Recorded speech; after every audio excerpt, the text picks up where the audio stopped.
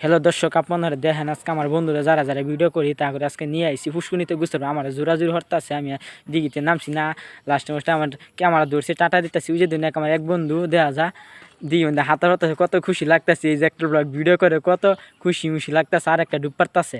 এই যখন লইছে আমার বাতিজা মমতা রামিম, কত খুশি মনে মনে হাত ভাঙ্গালে ভিডিও করি না তারিলা।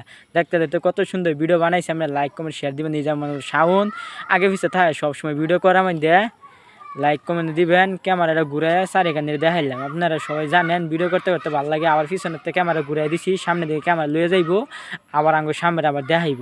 দেখা যাক কতটুকু পর্যন্ত আঙ্গুর দেখা যাইতেছে। ভিডিওটা আমি দেয় যদি ভালো লাগে তাহলে লাইক কমেন্টে শেয়ার করে দিবেন বিস্তারিত। এই যে বাতি যারা আবার দেখাইতেছি, আবার ক্যামেরা দিছে আমার দিকে ঘুরাইয়া। এই যে আমার মুখ দেখা যাইতেছে, এই যে শাওন, ওই যে আবার তাহার বেড়া, ওই যে আরেক তাহার বেড়া দেখা লাভ পারতেছে, লাভ পারতে খুশি হইয়া গেছে।